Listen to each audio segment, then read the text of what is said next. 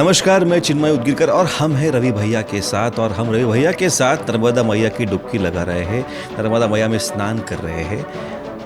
ना तो शरीर से जाके हम स्नान करें, लेकिन हम नर्मदा मैया की मानस पूजा कर रहे हैं, नर्मदा मैया को समझने का प्रयास कर रहे हैं।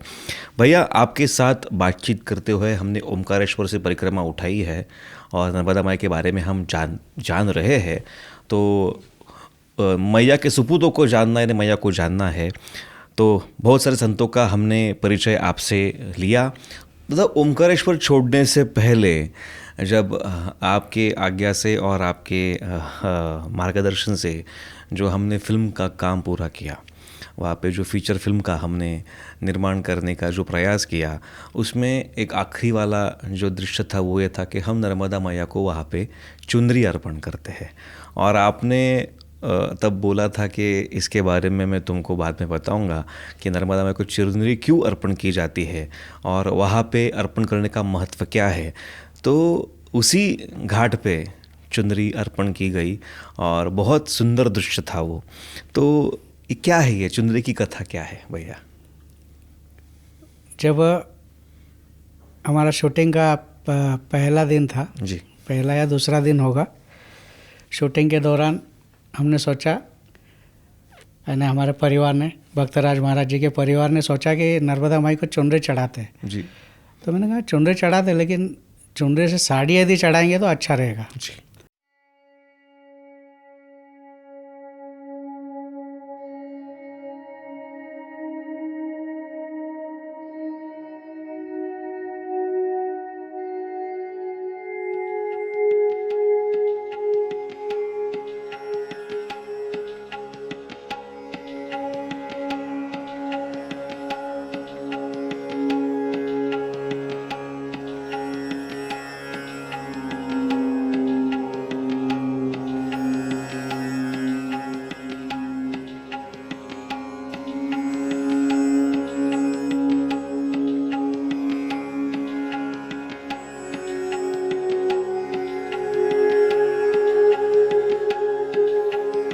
तो बोले साड़ी क्यों? मैंने कहा साड़ी अपन एक काम करेंगे कि जितने भी सबको मैं बता दूंगा कि ये किसी को इसको कोई ले नहीं, छीना झपटी नहीं करे, हम आपको उसके बदले दूसरा कुछ देंगे, लेकिन साड़ियों को किसी ने नहीं करना। तो सब जने तैयार हो गए कि चलो साड़ी चढ़ाएंगे।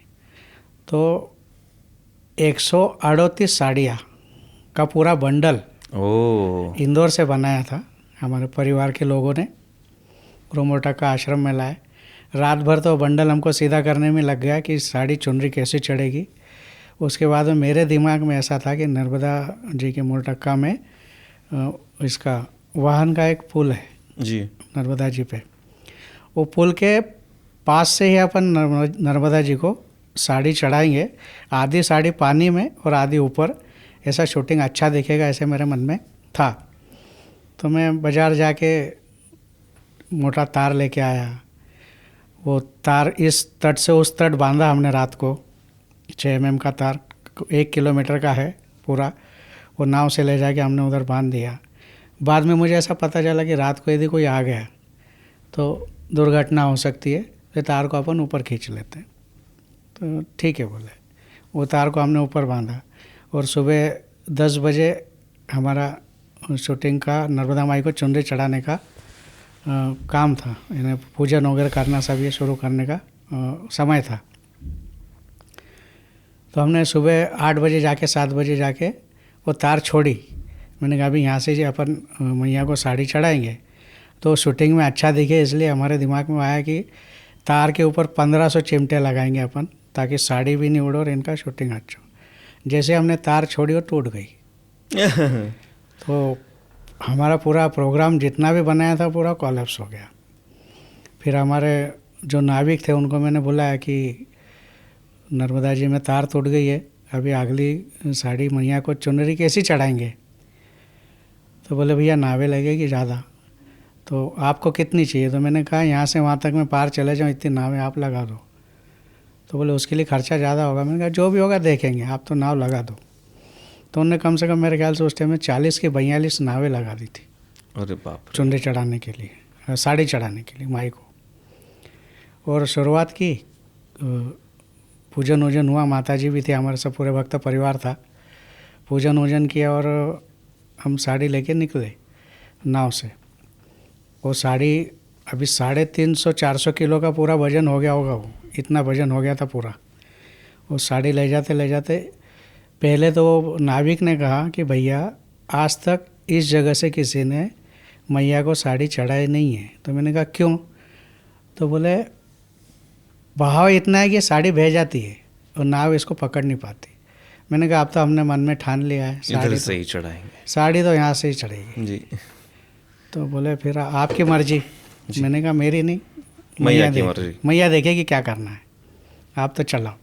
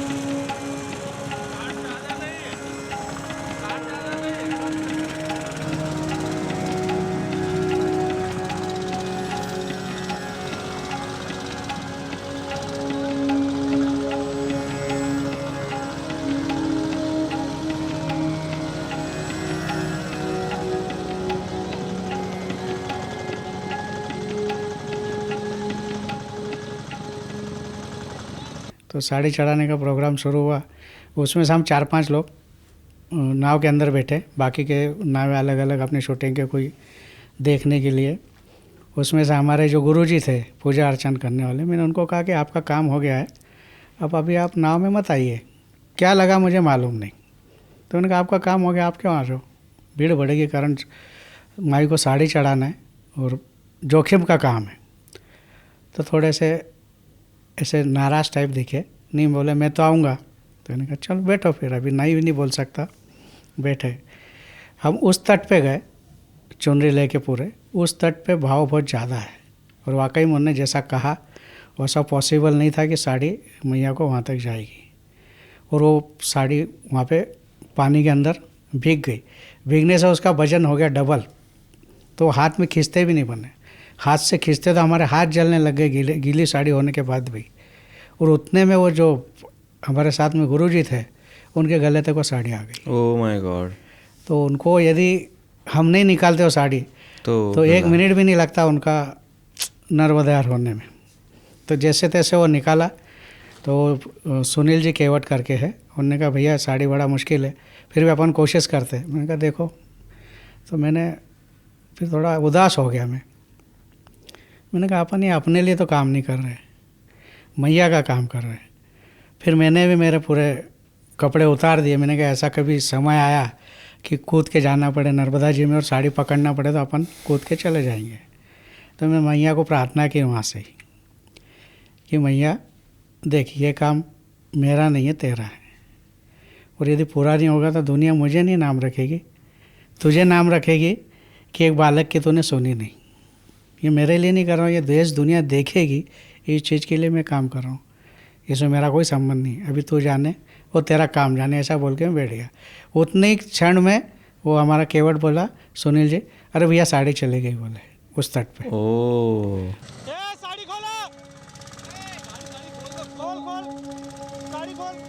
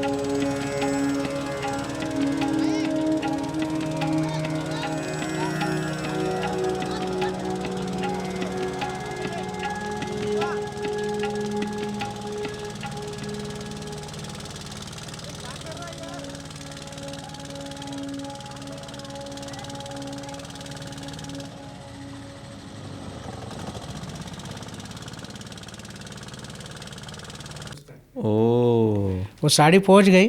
पहुंचने के बाद में विद इन सेकंड उस साड़ी के 30 साड़ियाँ जो बीच में थी वो दोनों तरफ से टूटी, एक तरफ से नहीं। टूटती तो कभी कभी एक तरफ एक से तरफ ना, से टूटती है, ये लेकिन- दोनों तरफ से टूटी। 30 साड़ी का अर्पण नर्मदा मैया में वाह वाह वाह। अर्पित हो गई। मैंने कहा चलो साड़ी चढ़ गई। साड़ी चढ़ने के बाद हम वापस आश्रम में आए। आश्रम आने के बाद में हमने पहले ही बोल के रखा था कि आपको सबको हम साड़ी और जो भी कुछ देना है देंगे। फिर आश्रम में आने के बाद मैंने कहा इनको ये साड़ी देने से मैया का प्रसाद है, तो जिन जिन ने साड़ी के लिए जो दिया है, योगदान दिया है, मैंने उनसे कहा कि ये साड़ी आप प्रसाद में रख लो और आपके पास में जो साड़ियाँ है वो इन लोगों को दे दो जिनने इन मेहनत की है। तो उस टाइम हमारी माताजी भी थी, हम सब साथ में ही थे। तो हमारे माताजी ने सबको दक्षिणा के रूप में 10, 20, 50 जो भी रुपए वो दिए। बाकी भक्तों ने जो उनके पास में साड़ियाँ थी वो दी, और वो साड़ी सब आज प्रसाद के रूप में आज भी हमारे पास में वाह वाह। हर एक भक्तों के पास में रखी है। तो ये साड़ी का सीन पहली बार और आखिरी बार हुआ, ऐसा मैं कहूँगा। इसके बाद में मैं वहाँ से कोशिश नहीं करूँगा साड़ी चढ़ाने की। मेरा मैया ने सुन लिया, बस इतना ही वो किस्सा है। वाह। जबरेश्वर महादेव मंदिर का क्या किस्सा है? हाँ, नर्मदा किनारे जबरेश्वर महादेव मंदिर है। तो हमारी माता जी क्या कहा करती, मोरटक्का में है ये? मोरटक्का में जी। ओंकारेश्वर से परिक्रमा करने के बाद में नर्मदा के तट से चलोगे तो मोरटक्का में जबरेश्वर महादेव करके है जी। तो हमारी माता जी के मुख से मैंने सुना हुआ है, उनका मेरे पास वीडियो भी है, कि बाबा जी के आश्रम में पहले सब भक्तों के बच्चे पढ़ा करते थे। उस समय भी स्थिति कैसी भी हो, लेकिन पढ़ने सब बाबा जी के आश्रम में रहते। जी। तो बचपना था इन लोगों का। तो ये नर्मदा जी में नहाने जब जाते थे तो आते टाइम ये मंदिर खुला था शायद, तो ये पत्थर मारते थे पिंडी को? शिवलिंग को। जी। तो पत्थर मारते थे, ऐसा कई दिन चला होगा इनका ये। तो एक दिन मोरटक्का के निवासी पुन्नाबाई करके है, जी। उनके स्वप्न के अंदर साक्षात भगवान जी गए, शंकर भगवान जी, और कहा कि भक्तराज जी के यहाँ के लड़के मुझे पत्थर मारते हैं, मेरा मंदिर बना। ओ। तो जब फिर वो जबरेश्वर महादेव का मंदिर स्थापित हुआ, और जिस दिन पुन्नाबाई के सपने में ये आए थे, तो 1-2 दिन के बाद या उसी दिन पुन्नाबाई सुबह सुबह आश्रम में आई और जीजी से कहने लगी कि ये ऐसा ऐसा हुआ है। और दोपहर के टाइम में नाग देवता अपने आश्रम में 12 बजे के समय आके प्रकट हुए और वो उनने उनका रूप जो दिखाया, तो माताजी समझ गई। तो जो बच्चे थे वो पढ़ रहे थे, तो उनको पीछे से जाके किसी ने बुला के लाया। बुला के लाने के बाद में माफ़ी मांगने को कहा, नारियल फोड़ने को कहा। उसके बाद में फिर वो शांत हो गए, वापस चले गए कि जो भी गलती हो गई हम माफ़ कर दो। तो ऐसी माफ़ी भी मांगी। उसके बाद में वो नाग देवता कभी आए नहीं, लेकिन मंदिर कहा जाए तो भक्तराज महाराज जी के यहाँ के लड़के पत्थर मारते हैं, इस कारण वहाँ पे बांधा गया है मंदिर। और आज भी जबरेश्वर महादेव बहुत बड़ी शिवपिंडी है, वो बड़ी शिवपिंडी है और बहुत तेजस्वी है। आपका अमावस्या का भंडारा भी वहाँ पे चलता है? हमारा नहीं चलता, नर्मदा माई करवा रही है, वो करते हम जी। हमारा नहीं चलता। ये जी। बाबा जी का भजन, भोजन और भ्रमण, जी। ये त्रिसूत्री कार्यक्रम था, जी। रहा है। तो इसमें से भोजन का एक हिस्सा समझ के कि वो गरीब तो नहीं है, वो जो लोग आते हैं नहाने, वो गरीब है, सभी गरीब है ऐसा नहीं है, वो श्रद्धा से आते हैं। लेकिन जिस समय वो नहाने आते हैं, नहा के आने के बाद में उन्हें भूख लगती है जी। और भूख के समय यदि उन्हें किसी संत के आश्रम का प्रसाद या बाल भोग यदि मिलता है, उसको बाल भोग बोलते हैं, भोजन तो नहीं करवाते हम, बाल भोग देते हैं, वो मिलता है, बड़े आनंद से खाते हो। तो अभी तक तो उनकी कृपा से चल रहा है, आगे भी वही चलवाएंगे, हम नहीं कुछ करते। वाह भैया, आपकी पूरी गुरु परंपरा नर्मदा तट पे ही विराजित है, और परमहंस आश्रम जो है वो एक सबसे बड़ा और एक बहुत बड़ी सांस्कृतिक धरोहर का कारक है।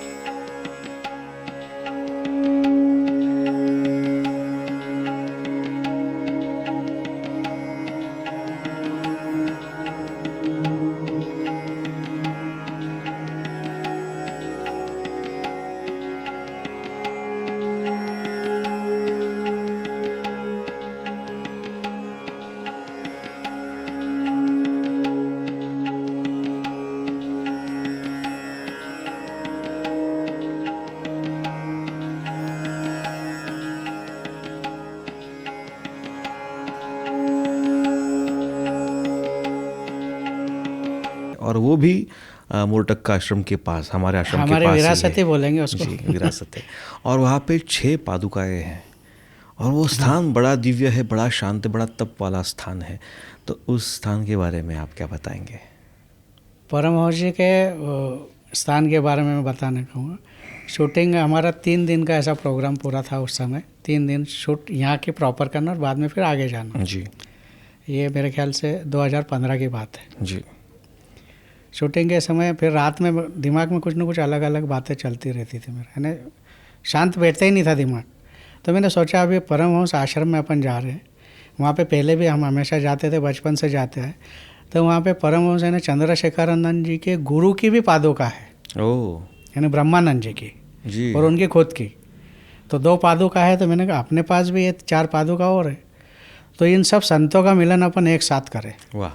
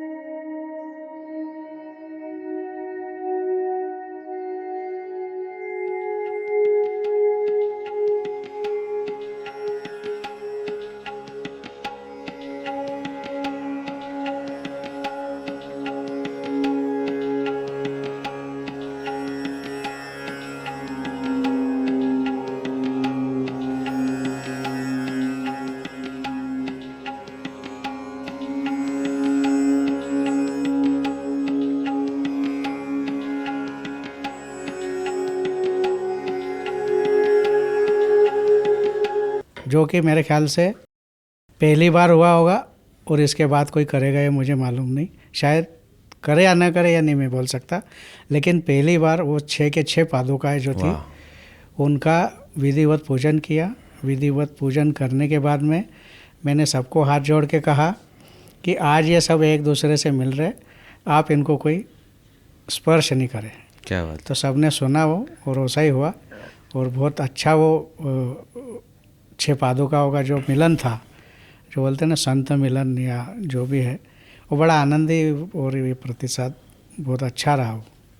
तो यतः तमि हसे ततो नो अभयं गुरु शम्नः गुरु प्रजाभ्यो भयन्नः पशुभ्यः सुशान्तिर्भवतु सर्वारिष्टशान्तिर्भवतु सकल उपद्रवशान्तिर्भवतु तदनन्तरं रक्षाविधानम्। अब माता जी से प्रार्थना करें कि माता जी खड्ग लेकर के हमारी दसों दिशाओं की रक्षा करें। अब अपने बाएं हाथ में चावल लें, सीधे हाथ से जिन जिन दिशाओं की तरफ इशारा करेंगे उन दिशाओं में छोड़ें। ओम पातु विजया पातु प्रस्तुतः हरिता भाम पार्श्वेतु दक्षिणे कापराजिता भगवती आद्यशक्ति पराम्बाई नमः। माता जी से प्रार्थना करो, माता जी आपकी कृपा से हमारा ये कार्य पराम्बाई नमः, रेवायै नमः। माता नर्मदा जी हाथ जोड़ के प्रार्थना करने वालों पूजन में कुछ ऐसी शक्तियाँ हैं जो विघ्न डालती हैं, और कोई यहाँ पूजा। तो यही वो पादुका का किस्सा है। तो एक तो ब्रह्मानंद जी की पादुका, दूसरी चंद्रशेखरानंद जी की पादुका, तीसरी अनंतानंद साई जी की पादुका, चौथी भक्तराज महाराज की, पांचवी रामानंद महाराज की और छठी भोरानंद बाबा की पादुका। क्या बात। ये 6 पादुकाओं का पूजन एक साथ उस समय हुआ नर्मदा जयंती के एक दिन बाद।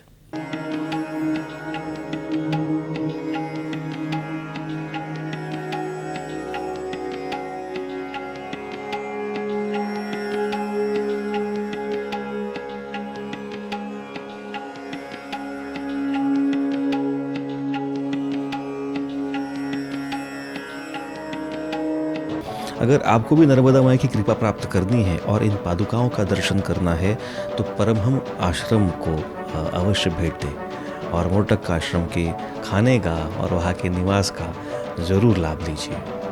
दादा नर्मदे हर।